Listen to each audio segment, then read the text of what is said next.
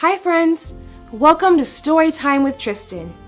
Have you ever thought about what happens to a Christmas tree after the holidays? In our story today, Brian sees a little Christmas tree on the side of the road and decides it needs a home. He takes the tree home with him to look after. Do you think it's going to be as easy to take care of this tree as Brian thinks?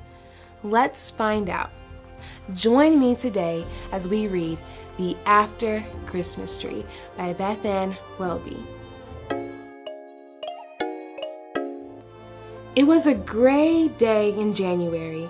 A Christmas tree sat outside by the road, wondering why no one was smiling at her anymore. Brian was wondering the same thing. "Don't worry, tree. I'll look after you, I promise. You can come home with me." At tea time, Brian set a place for the tree at the table.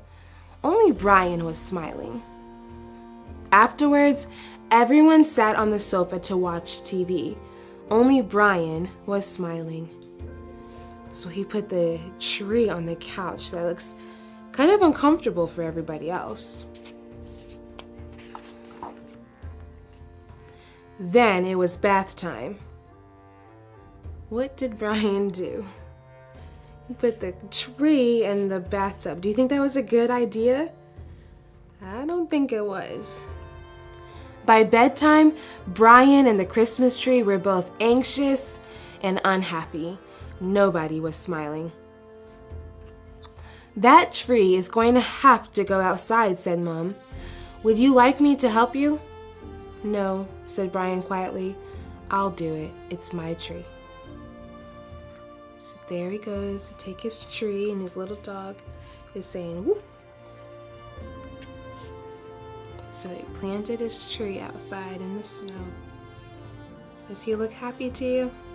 I don't think he's very happy leaving his tree there by itself.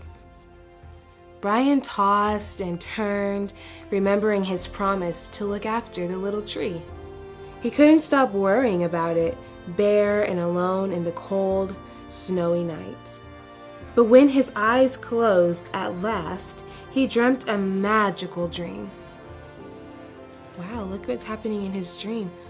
Looks like all of these animals are coming and putting decorations on the tree, some apples and a pear. It looks like even his dog is helping them out in decorating the tree.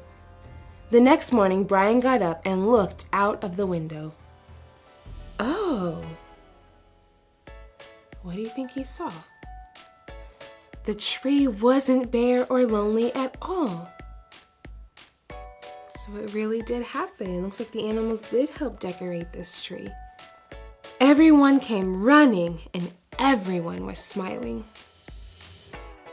And when Christmas came again, well, Brian picked up the little tree and took it back inside the house. The end.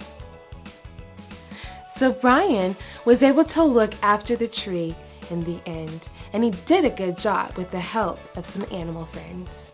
I hope you enjoyed this sweet story today. Special thanks to Bethan Welby for granting permission to read aloud The After Christmas Tree.